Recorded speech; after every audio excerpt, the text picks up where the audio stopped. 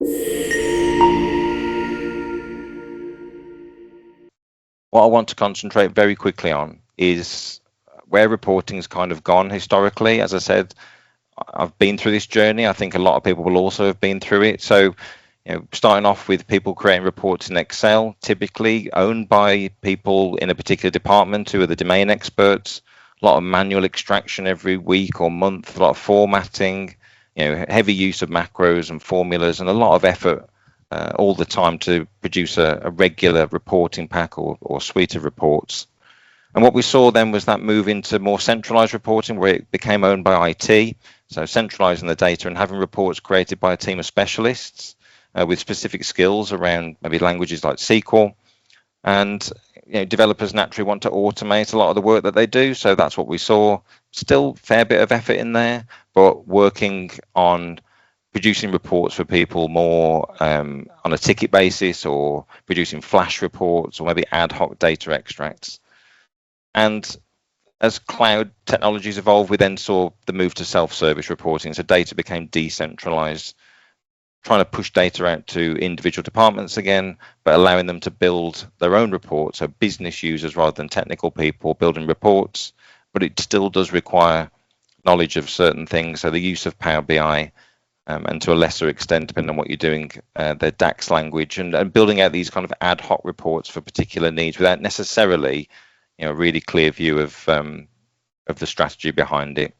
Now, none of these approaches are wrong. Reports typically give people what they're looking for, but that's exactly the point that I'm making. They give you what you were looking for, so it has to be prescribed by somebody first. But what happens when the report that you've got doesn't answer that next question? And that's where you start to see this cycle. So what I tried to do was to put this into more of a business context, rather than, this isn't a product demo as such. It's just to try and take you through how this works in practice. And so what I tried to do was come up with almost an example based on lots of different experiences that we've had working with different businesses. So I'm going to introduce you now to our fictional business, which is Halstead Industrial. So they create a lot of engineering supplies, and they've got a big customer base. Sarah Brennan is the sales director. So in this example, they have a weekly meeting, and Sarah's come to her numbers just before their Monday meeting, and she can see that for May, they've just finished the month below target. So 370,000 and 7.3 behind where they should be. She's got 15 minutes. What does she do about that? Now, Sarah's typically been well served by the people in the business in terms of giving her information. So she's had dashboards built for her, but she's not a technical person. Her role isn't a technical one. She has no interest in becoming technical, but she does need the answers to be effective. So the first thing Sarah would do is she'd look at the dashboard that's already been created for her. And being completely honest, this is a good dashboard. There's no particular issues with it. It's clean. It's based on trusted data. It calls out the key points. And what I'm not saying today is that dashboards don't have their place. Again, if you have that clear set of things that you want to produce and numbers that people need to measure frequently, a dashboard still very much has its place in terms of being able to put the right information in front of the right people at the right time. But what we can see here is that while she has the key metrics and a breakdown to certain levels, there'll be questions that she's naturally going to have now that might not necessarily be served by this dashboard in its current state. So those reasonable questions, she might go through and say, well, how far are we behind the target? The dashboard does give her that. Which region is it? The dashboard still provides that level of information. Is there a particular customer I'm interested in? Well, the dashboard did give us that in a partial sense. It showed us revenue compared to last year. But is it volume or price then that I need to focus on next? And I think that's where you start to realize the dashboard doesn't quite include that level of information. And when you get to how does it compare with this time last year, well, the report's only including revenue as a comparison. And here we're starting to see now where a report slightly, the needs from the report have slightly stretched beyond what was originally intended when the report was produced. So when you get to, are they ordering less frequently, or is it that they're spending less? We actually don't know the answer to that question in this example. And what that leads to is, right, I now need some help. somebody's going to have to get me some additional information, or I need a change to a report, I'll raise a ticket with IT. And I'm sure that's something that we're all familiar with. Whichever side of this that you sit on, you've either made that request or you've handled a request that's come in. And now there's a stress to it. People need answers quickly. And what do we do about that? So this is where I want to introduce the concept of this question to decision gap. What that means is it's that time between somebody asking a valuable business question, but then having enough trusted information in front of them with which to make a decision or to take an action. Now, in the example we just gave, if that report needs a change, it needs to go back into a team to do that. It might be that somebody has got other work on, somebody might be out of the business, unavailable. We can't guarantee the changes that we need are going to come back in a time that we need it, based on the decision we need to make at the moment and the time frame that we have. Sometimes what that leads to is then people extracting information out themselves into Excel just to get something, and then you're off doing completely different work away from this trusted data that we had before us as well. So we can't underestimate the impact that this time between the question, knowing the question and getting the answer, can have on our ability to be proactive and actually deal with business problems as they arise. So just to round this off, how we get those answers has also evolved. So in the centralized reporting example, that was very much a case of, well, tell me what happened. It was always looking back, previous day, last week, etc. And whilst the outputs might be fixed and reliable and we might trust them, it's typically been built on it's a report that's been built by somebody else with their interpretation of how to lay that out and what you need. As we move to self-service, then we kind of let people explore their own way, and that sounds brilliant, doesn't it? Give people more flexibility to go and find their own path effectively. And what we saw with that is sometimes these dashboards got they kind of lost their context in terms of what are they at, what answers or what particular problem are they meant to be helping me solve. And you see, full year's worth of data sat there. People can kind of slice and dice and move around. It's very flexible, very interactive. But again, it's almost a little bit too overbearing, where you can't quite see the wood for the trees. And it's been built, again, somebody's built that model to try and answer your questions or support that kind of report that sits on top of it. So as we move now into conversational reporting, what we're really saying now is the opportunity is there to let me ask what I really need to know and not be confined by a particular path that's been predetermined for me. So we're getting more dynamic, intelligent, reasoned outputs, but this is still based on trusted business data. And that's the key thing to take away here. What we're showing is that ability to have that kind of experience, but really it still needs to be on the trusted, governed data to make sure that it's working with an accurate source. So the problem isn't what any of these reporting approaches have shown. It's actually what they don't show. And that's what we're trying to address now with this kind of emergence of conversational intelligence or analytics. So what is it? Well, conversational intelligence, it's the ability to interact with trusted organizational data in natural language and progressively investigate that. So you don't need to know everything up front, but in real time, you're having a conversation almost with a digital analyst over the top of your data. And that's really key to this, is it's not a predetermined thing. What it isn't is just exporting your data and pasting it straight into a public chatbot. We're not just putting an extract that you've done into ChatGPT. It's not going to generate answers that you can't validate and trace back. That's not about just coming up with any number. It's about a number that is grounded in your business and people accept. And it's also not a tool that will just produce an answer whether or not it's got the evidence. So here's just an answer just to satisfy you. It's about having clear grounding in your approved business information. So how it works at a very high level from the sort of top down is a person within your business asking a question in ordinary language, and that can be through a number of different methods. So we've got desktop, web, or it might be a custom app. the model that interprets that question.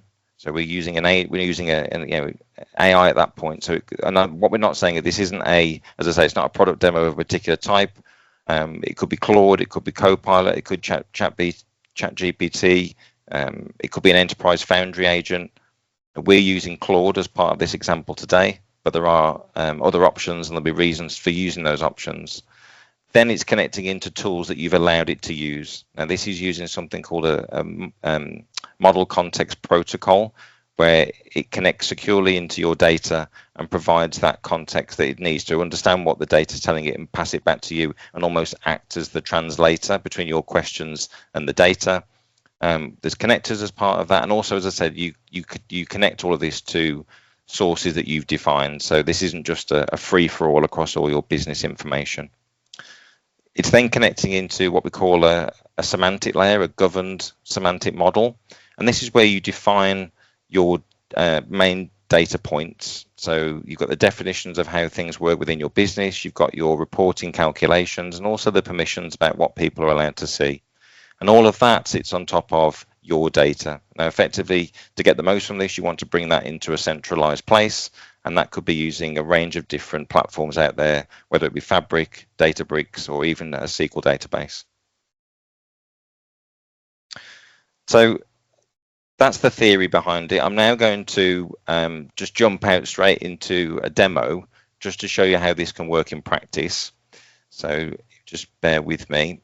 So as I said, I'm within Claude Desktop, and what you can see here is that I've created a connection to my company data model.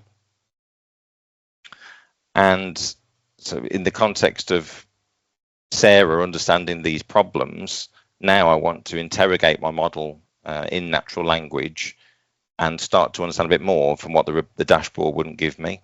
So I'm going to ask a first question, which is, why did we miss our sales target in May?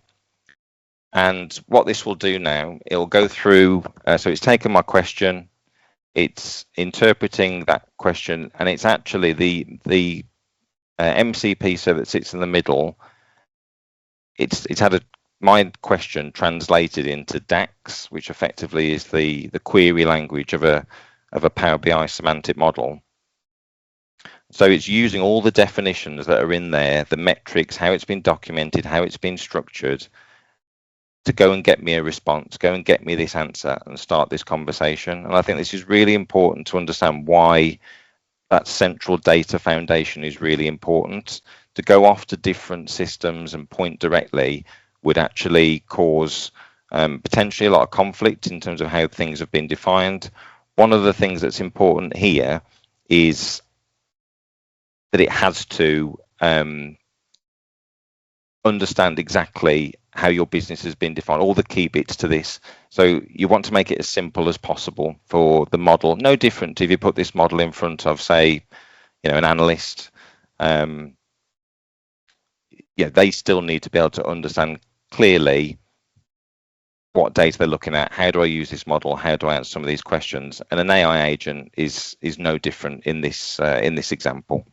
So the first query will always take a little bit longer as it sets up that connection. But effectively now what I've got back is an answer. So it's showing me that May's shortfall against target, but it's telling me that the North region is the main driver of that. Now, at this point, you could say, yes, the dashboard also showed me that the North had the biggest variance. But what you're seeing here is the intelligence that sits around the outside. So it isn't just showing me a chart. It's trying to put some context around that and maybe explain some things that I hadn't got and you would never get to either by putting that onto a reporting page. So it's saying that North is the key driver. The other four regions are also short, but not by smaller margins. And within the North region, there's a particular factor. It's one particular customer where its sales have dropped off completely. There's other ones that are also trending in a particular way, and there's been some growth as well. So it's trying to provide context. It isn't just trying to focus on the negatives. It's also trying to give you that additional information. So now we can start to say, okay, the North is something I need to explore further.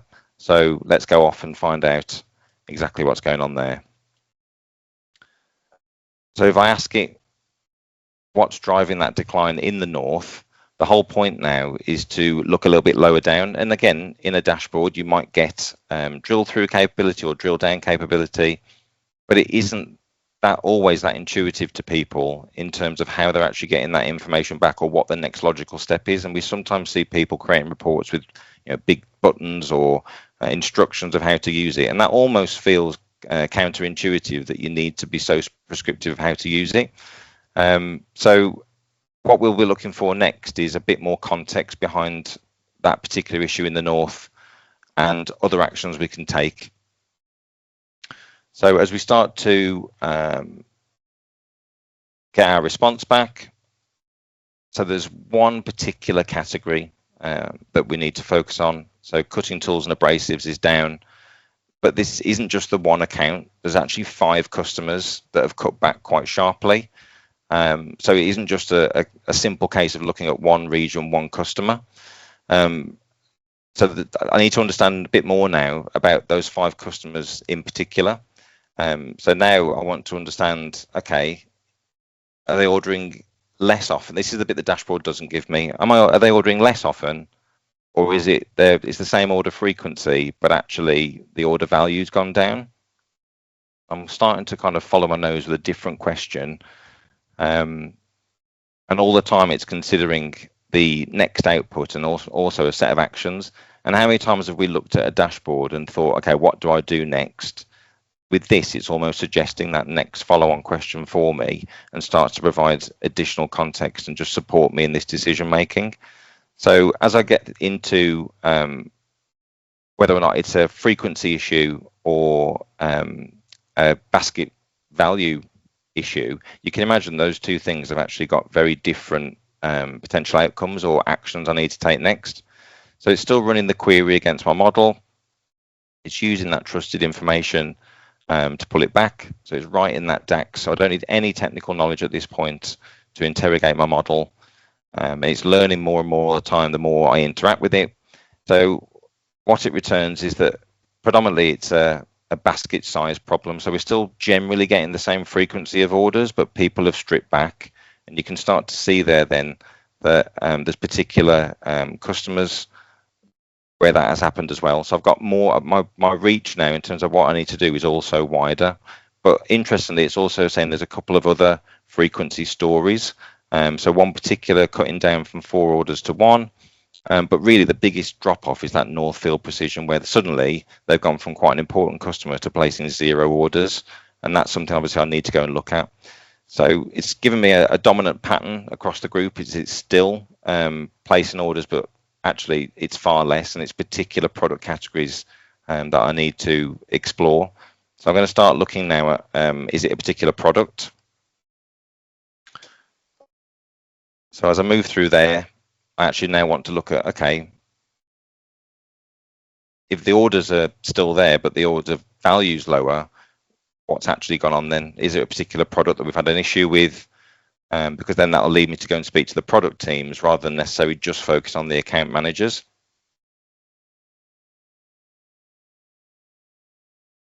So again, every time, the other thing is as well, within this model, it's remembering the context of the previous questions. So this isn't just individual questions in isolation. It's building up the picture across the chat, which is really important. So this is building up more context the more I ask. So now it's saying more information about discount levels, particular categories. So this is actually giving more context now in a product situation.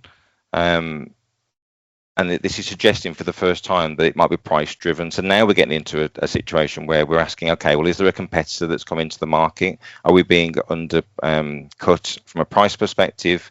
Are people moving to cheaper alternatives? So that would never have necessarily come from the report as I saw it.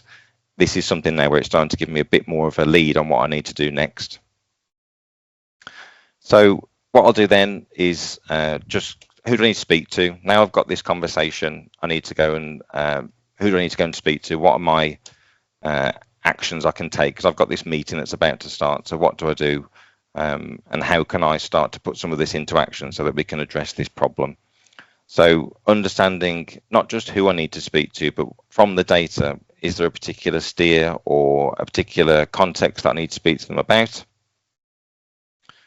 And it might be that actually there's a specific person. So it's now saying there's 3 particular account managers that cover 5 accounts. So it's pushed that out. The one in particular is obviously around Northfield, but it's actually saying that there's a question that spans all 3 people. So this isn't about treating people individually. It's actually, there's one question that's the underlying thing, which is, have we had a competitor moving on a particular area that's affecting all 3 different parts of our business? So treat that collectively, but also at the same time pick up this issue with Marcus, who's the North account manager, and specifically focuses on the Northfield account and why that's dropped off. That's the one to really press as a matter of urgency, but treat the rest as a collective and see if there's a more strategic thing that we need to do. So just finally, before I go into this meeting, I'm just after for, just give me a headline summary. Just give me something I can take into this meeting that's about to start that I can raise. So here's my headline. This is what's happened. But the 3 things I need to raise is pricing on a particular set of products. Clearly, Northfield dropping off is the key one that needs to be tackled. But actually, there's something going on wider than just the North here. 3 different account managers all need to start assessing whether or not a particular problem is something that's going to cause us issue in future months. So hopefully from that, you can see that we've gone from a kind of I wouldn't say a static dashboard, because Power BI dashboards are still interactive, but they are a very set process. What I've been able to do here is move around a bit more and get much more context, all from the same source. So if we just go back into our scenario we had from Sarah. So now she's gone into that meeting far more informed than she would have been. So she didn't need to know any technical languages, SQL, DAX. She didn't have to do anything with data. She didn't have to raise a ticket for support or get somebody else to help her. She was able to kind of investigate with natural questions and just follow kind of where her thinking was going. She actually moved around a little bit and the chat responded. Everything that came back in that example there actually came from the same governed data model that the Power BI dashboard was built on. And interestingly, it only answered questions it had evidence for. Where it didn't have the answer, it stated it didn't have the answer, and it even pushed you to maybe integrate another data source if you needed to into your platform to give you more context. In this example, adding CRM data would have given more account level notes from the account managers as to maybe their interactions with each of those to justify maybe where someone's dropped off. But in that short space of time, she's actually been able to walk into that meeting now with informed information and 3 clear actions that she could take or people that she could speak to. So the next part is I suppose the question that most people on this call will have, and it's, are we ready to do something like this? So I think it very much depends on where you are with your data at the moment. If your data is still fairly fragmented, so it's in lots of different sources, and your reporting is still predominantly in Excel, then really your priority is to create that strong central data foundation first before you do anything else. If you've got that in place, but maybe you've got more than one model, maybe you're a Power BI user who's got multiple semantic models, really you need to get that established single version of the truth and have one place that all of your information, all your reporting, even conversational intelligence can point to. If you've got that single model, then the next step is actually, is it truly governed? Is it well documented for AI? Is it structured in a analytical structure that's going to respond well for those kind of questions and get you performant answers back? And if that is the case, then I think that's where you're starting to look at identifying people within your business that would benefit from that kind of experience. So you can do a little pilot and prove the value to see, kind of, does this make us better and solve a problem that we've got with that time to decision gap. So the last one is maybe there's somebody on this call that's got that capability already in place. Where could that go next? And I think the honest answer is this is only going to increase in terms of capability. It's definitely the direction of travel that most vendors are talking about. This is the way things are going. And I think that the next bit really is to maybe get some of these conversational interfaces into specialist agents, embedding the actions and decisions into workflows, and eventually it might even take that sales action for you and go and create something in CRM. Clearly, there's a load of governance work needs to do to make sure that's responsible, but it's really rapidly evolving, and the use cases for this grow all the time. So I've talked in this slide here about, okay, we'll get this data foundation in place. And I just really quickly wanted to point to what that looks like. So this is what we would consider to be a modern data platform.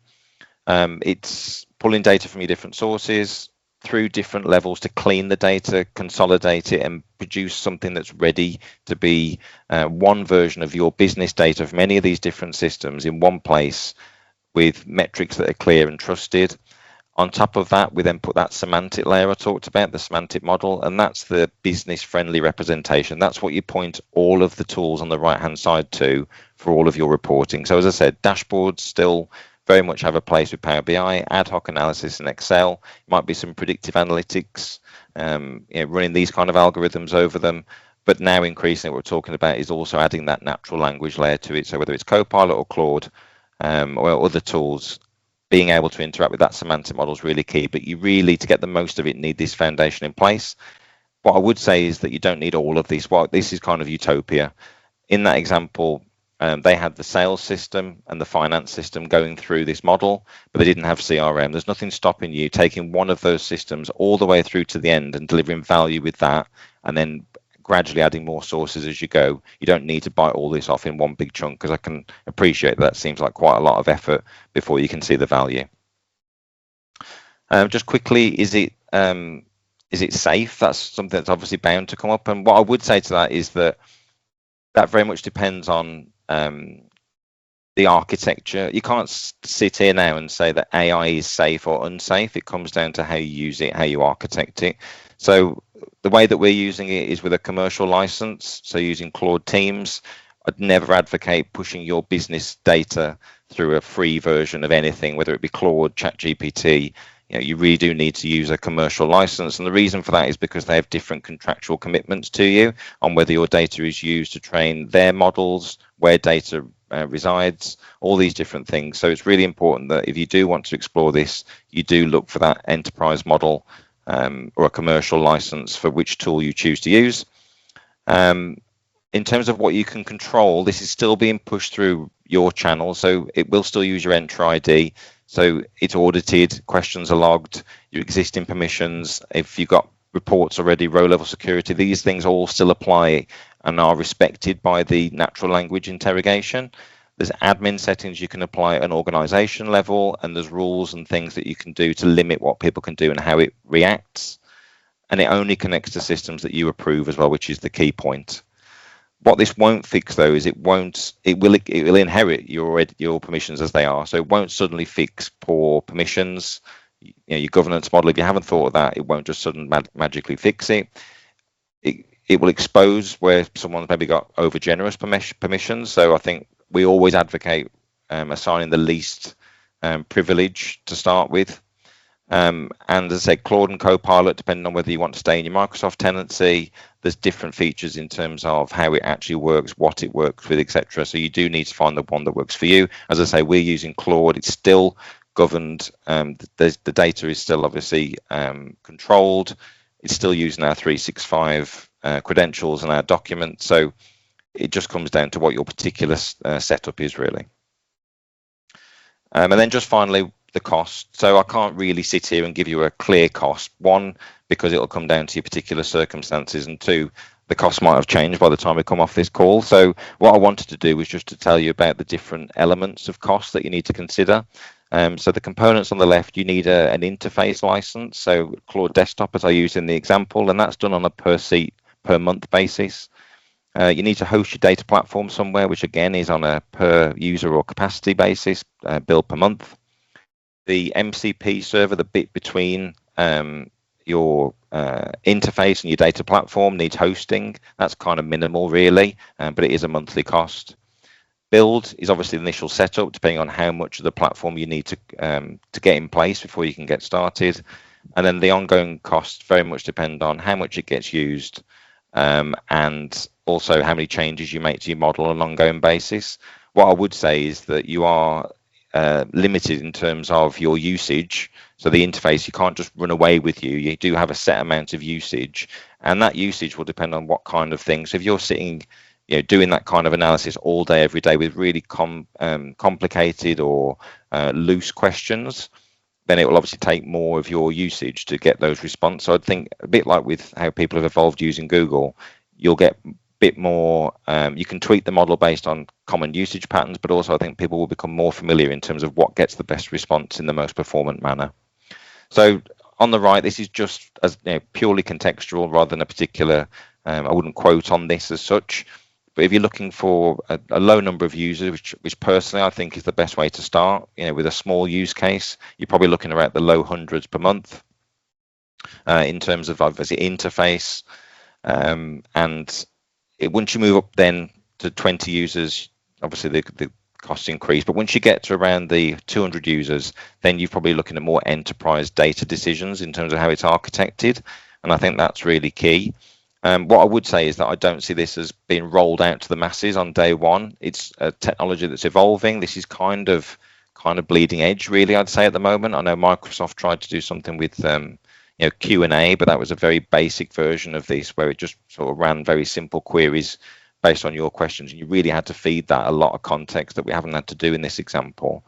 I think starting with a small set of users that really would get the most value and then rolling it out strategically and sensibly when you think people have absolutely got a good business case for it is the way to go. So just finally, to take away, dashboards still very much have their place, but they don't necessarily give you that flexibility. The gap in that time between the decision and the answer is the real thing we're trying to solve. Conversation will always be better than having to navigate through a forced path. Making sure this is built on trusted data is really key. We got an answer in minutes, not days, by having to go away and get obviously someone to help us out. And safety is very much in how you architect these things. So that's really important. In terms of just next steps, the one thing to take away from today is to go away and to look at actually what questions have you not been able to answer in your business where maybe you had to go and ask somebody for help. Look at your setup and understand, evaluate where you are in terms of that maturity. Where are you in terms of your data and how trusted it is and accessible it is? And finally, if you do want any help in terms of understanding both where you are now, where to start, and how this could work for you, then obviously please do get in touch. All of our different ways to get in contact are there. So thank you very much for your time. Appreciate we've gone up to the limit there. If there are any questions, fantastic, but obviously more than happy to take further questions offline.